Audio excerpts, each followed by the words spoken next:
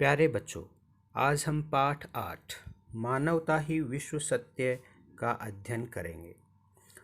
प्रस्तुत पाठ मानवता ही विश्व सत्य, मानवता अर्थात मनुष्य की भलाई के लिए कार्य करना ही संसार में सच है, सत्य है। अर्थात जग हित के लिए, संसार की भलाई के लिए ही कार्य करें। कवि श्री सुमित्रानंद पंत जी ने इस कविता में मानवता अर्थात मनुष्य के लिए काम करना, विश्व बंधुत्व, संसार में भाईचारा हो अर्थात सभी देशों के बीच में भाईचारा हो, सद्भावना और सहयोग की भावना पर बल दिया है। कवि की इच्छा है कि सभी मिलकर उन्नति करें और यह जो अणुयुग है धरती पर, मतलब जो विज्ञान प्रगति कर रहा है, उस प्रगति से धरती पर स्वर्ग लाने की कोशिश की जाए, न कि धरती को तबाह करने के उपाय किए जाएं। धरती को तबाही से बचाया जाए, एक दूसरे देश को आगे बढ़ने के लिए प्रेरित किया जाए। ऐसी जो भावना है वही कवि सुमित्रानंद पंत चाहते हैं और सभी देशों से मिलकर आगे बढ़ने के लिए प्रेरित करते हैं। चंद्रलोक और अंतरिक्ष में मानव ने किया पदार्पण। चंद्रलोक और अंतरिक्ष अर्थात चंद्रमा पर और अंतरिक्ष में मानव अर्थात मनुष्य ने अपने कदम रखे अर्थात वहाँ अपनी पहुँच बनाई। पदार्पण करना मतलब प्रवेश करना, पहुँचना। तो मनुष्य अपने अथक प्रयासों से चंद्रमा और अंतरिक्ष में पहुँचा। छिन्न हुए लो देश काल के दुर्जय बाधा बंधन। और जैसे ही मनुष्य ने चंद्रलोक और अंतरिक्ष में अपनी पहुँच बनाई, तो जो दुर्जय बाधा बंधन, दुर्जय मतलब जिनको कठिनता से जीता जा सकता है, कठिनता से जिन परेशानियों को, जो कठिनाइयों को, बाधा बंधन अर्थात बाधाएं, कठिनाइयों को दूर करना कठिन समझा जाता है। देश काल के सभी देश और काल के, देश मतलब सभी देशों के बीच में जो बाधाएं थी, जो मुसीबतें थी, वो सब वहाँ पहुँच बनाने से छिन्न भिन्न हो गई। अर्थात मनुष्य को यह आशा हो गई कि अब जब विज्ञान प्रगति कर रहा है तो कोई ब्रह्मांड में कोई भी देश और ग्रह नक्षत्र उनकी पहुंच से दूर नहीं है। दिग्विजयी मनुसुत निश्चय, कितना महत्वपूर्ण यह क्षण, भेदभाव विरोध शांत कर, निकट आए सब देशों के जन। तो कवि यहाँ सभी देशों को एक साथ आने के लिए प्रेरित कर रहा है, उनका आह्वान कर रहा है। कवि कहते हैं दिग्विजय मतलब दिशाओं को जीतने वाले। दिग्विजय कौन है? मनुसुत मतलब मनु के पुत्र, मनु की संतान अर्थात मनुष्य। और कितना महत्वपूर्ण क्षण मतलब दिग्विजय, दिशाओं को जीतने वाले मनुष्य के लिए, मानव के लिए निश्चय ही ये जो पल हैं, जब वो चंद्रलोक और अंतरिक्ष में पहुंचा, तो ये पल जो है उसके लिए बहुत ही महत्वपूर्ण हैं अर्थात ऐतिहासिक क्षण है। भेदभाव विरोध शांत कर। फिर कवि कहते हैं कि इस महत्वपूर्ण क्षण के लिए भी सभी देशों को एक दूसरे के जो भेदभाव हैं, उन सभी भेदभावों को भुला देना चाहिए और निकट आए सब देशों के जन। सभी जो देश हैं, देशों के जो लोग हैं, वो एक साथ आएं और इन पलों को और भी ऐतिहासिक बनाएं अर्थात प्रेम पूर्वक, आपस में प्रेम पूर्वक रहें। यही कवि की आशा है, आकांक्षा है, इच्छा है। कवि चाहता है कि मनुष्य का युगों युगों से चंद्रमा के साथ में जो घनिष्ठ संबंध रहा है, वह उसके आधार पर वह अपने सभी भेदभाव मिटाएं और विश्व के सभी जो लोग हैं वो एक साथ प्रेम पूर्वक रहें। युग युग का पौराणिक स्वप्न, पौराणिक मतलब पुराणों से संबंधित, युग युग मतलब प्रत्येक युग से, हर युग में पुराणों से संबंधित जो स्वप्न देखे गए थे, मानव का संभव, वह स्वप्न मनुष्य ने अपने अथक प्रयासों से पूरा कर लिया है, संभव कर लिया है।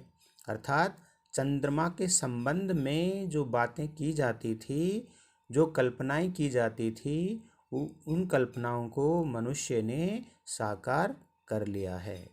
शुभ समारंभ नए चंद्रयुग का भू को दे गौरव।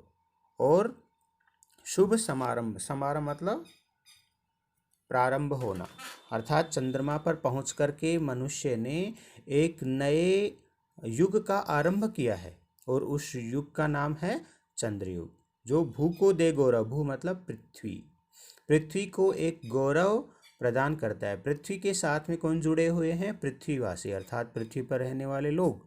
तो कवि सुमित्रानंद पंत जी कहते हैं, शुभ समारंभ नए चंद्र युग का भू को दे गौरव, कि पृथ्वीवासियों को गौरवान्वित करके अब नए चंद्र युग का कल्याणकारी आरंभ हुआ है, अर्थात सभी का भला करने वाले युग का आरंभ हुआ है।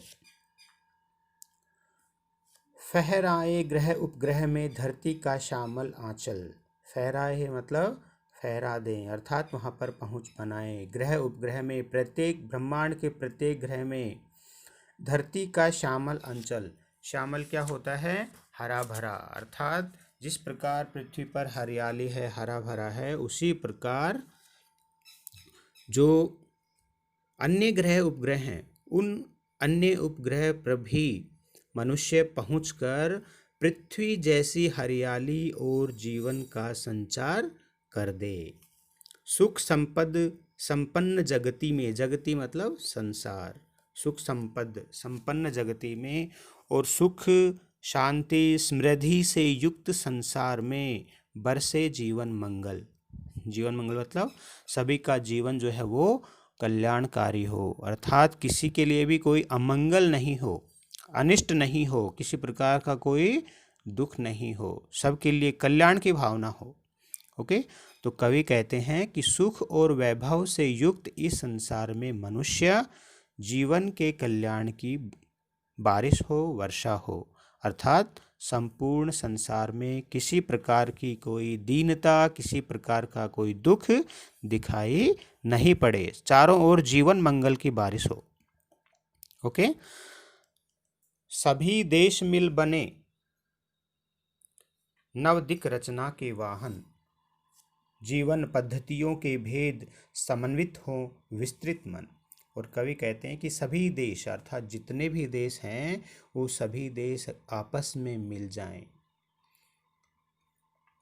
नवदिक रचना के वाहन, नवदिक मतलब और नई दिशाओं की रचना के वाहन बने, अर्थात नई जो उपलब्धियां हैं, नई नई जो सर्वाधिक प्रगति की ओर आगे बढ़े, अर्थात प्रगति करेंगे तो एक नई दिशा का निर्माण होगा। तो सभी देश जो हैं वो आपस में मिल जाएं और एक नई दिशा का निर्माण करें। जीवन पद्धतियों के भेद समन्वित हों विस्तृत मन। कवि कहता है कि जीवन की जो पद्धतियां हैं, जो परिपाटियां हैं, जो परंपराएं हैं, वो अलग अलग हैं, भेद हैं, उनमें अलग अलग हैं, अर्थात सभी देशों की अपनी अपनी संस्कृति है, अपनी अपनी परिपाटियां हैं। तो समन्वित हों, वो क्या हो जाएं? समन्वित हो जाएं, आपस में एक साथ आ जाएं, मिल जाएं। विस्तृत मन, और सभी का जो मन है वो विस्तृत हो जाए, अर्थात केवल अपने बारे में ही नहीं सोचे, वो दूसरों के बारे में भी सोचे। ठीक है, अर्थात सभी जीवन पद्धतियां आपस में मिलकर एक हो जाएं और मन की जो संकुचित भावना है उसका अंत हो जाए, और मनुष्य जो है उदारवादी बने, दूसरों की भलाई के बारे में सोचने वाला बने, और विश्व जो है वो मनुष्य में वसुधैव कुटुंबकम, अर्थात संपूर्ण पृथ्वी ही एक परिवार है की भावना का अगर विकास हो जाए तो जो सभी दिशाएं हैं वो प्रगति से भर जाएं, अर्थात सभी में एक समरसता, भाईचारा, सहयोग की भावना का विकास हो जाए। अणुयुग बने धरा जीवन हित। अणुयुग मतलब जो वैज्ञानिक युग है, जहाँ सभी देशों के पास में अस्त्र शस्त्र और अणु अर्थात परमाणु बम भी हैं। तो कवि कहते हैं कि जब विज्ञान ने इतनी प्रगति कर ली है तो उसका केवल और केवल एक ही आधार हो, क्या? धरा जीवन हित, अर्थात धरा के हित के लिए, पृथ्वी की जीवन की भलाई के लिए, अर्थात पृथ्वी पर जितने भी जीव हैं, मनुष्य है, उन सब की भलाई के लिए अणुयुग अर्थात विज्ञान को